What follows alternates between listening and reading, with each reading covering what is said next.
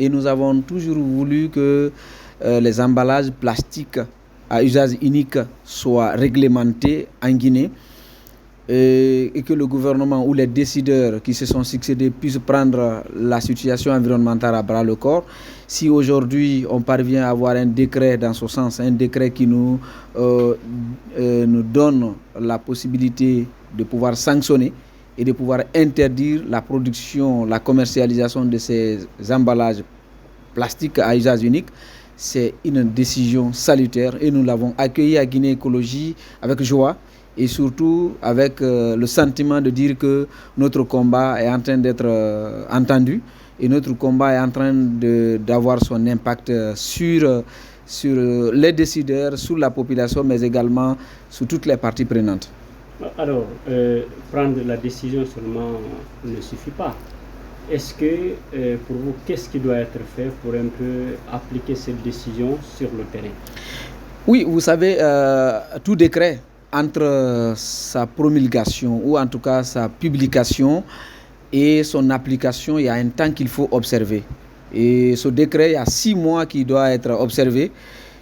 Pourquoi? Parce qu'au moment où on prend un décret, ça trouvera déjà qu'un certain nombre d'éléments qui sont sur le terrain. Quand vous prenez les emballages à plastique à usage unique, il y a déjà des gens qui ont fait des commandes. Il y a eu des gens qui ont fabriqué. Il y a déjà d'autres emballages qui se trouvent sur le marché. Donc il faut, ce décret indique qu'il faut 6 mois pour que ça rentre en ligne de compte. Donc ça veut dire que le stock qui est là doit être évacué carrément. Mais à partir de la fin de ce stock, c'est-à-dire on ne commande plus d'autres stocks, à partir de ce stock, on ne commande plus. Et quand ce stock-là va finir, tous ceux qui vont se livrer à la production, à la commercialisation, et voire même à l'importation de ces plastiques à usage unique, vont s'exposer à des sanctions.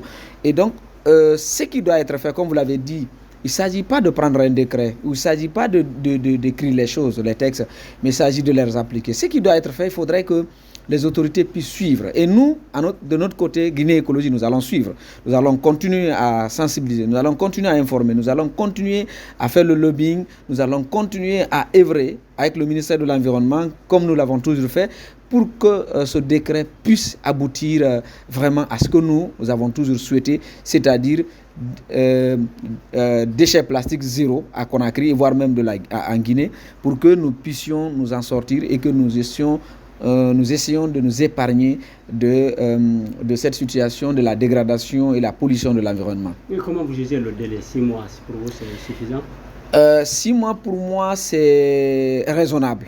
C'est une demi-saison, c'est raisonnable pour que vraiment les gens puissent être informés, les gens puissent intégrer, les gens puissent avoir conscience de la teneur et de l'impact du décret et l'orientation du décret. Maintenant, pendant ces 6 mois, il faudrait que nous autres acteurs et que nous mettions ce temps-là à profit pour dire aux gens ce qui les attend en fait, ce qui doit être fait. Donc cela passe forcément par la communication que nous allons faire, par la sensibilisation, par ce lobby, comme je vous l'ai dit tout à l'heure, que nous allons continuer à faire.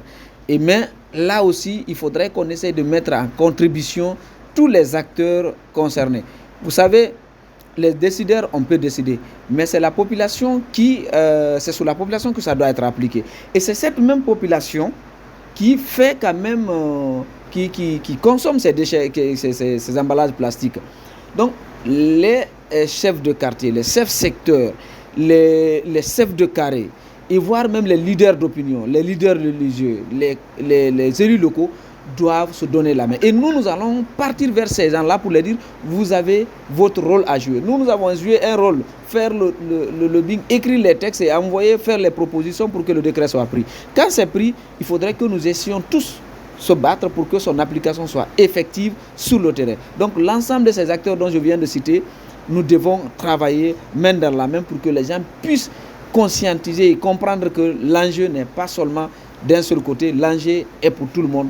Et la lutte contre la dégradation de l'environnement, la pollution de l'environnement et tout ce qui s'ensuit, c'est un combat collectif, ce n'est pas un combat particulier. Pour vous, quelle autre mesure ou quelle autre démarche faudra-t-il adopter pour une meilleure protection de l'environnement en République de Guinée? À la suite de ce décret Après peut-être ces étapes de sensibilisation, de communication, de lobbying, de tout ce qui s'ensuit, il faudrait qu'on sanctionne. Sincèrement, il faut qu'on sanctionne.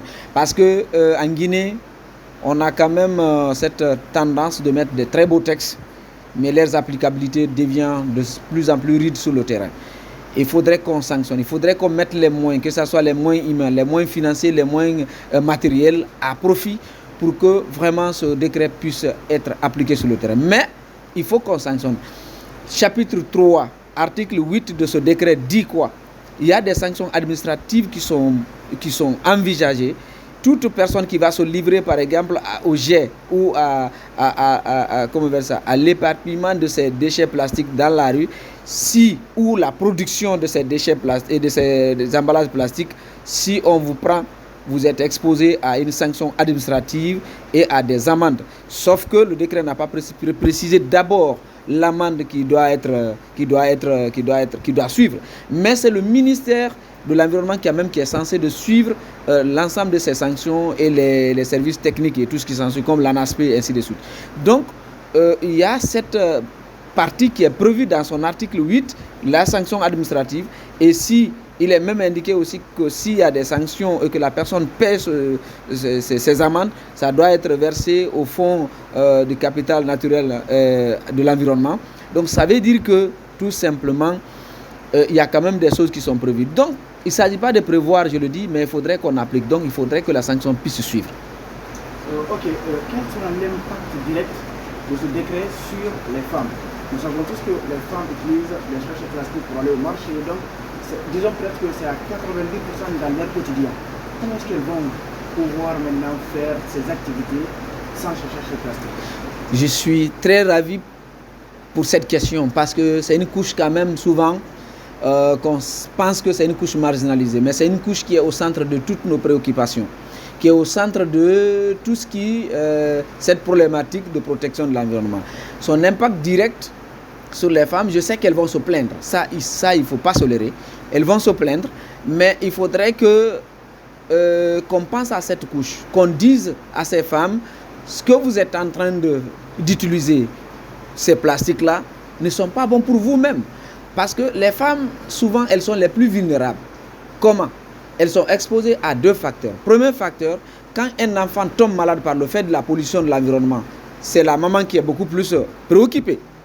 Ça, c'est un premier aspect. Deuxième aspect, ce sont ces mêmes femmes qui se trouvent dans ces marchés. Et ces marchés sont aujourd'hui carrément pollués par le fait de ces déchets plastiques.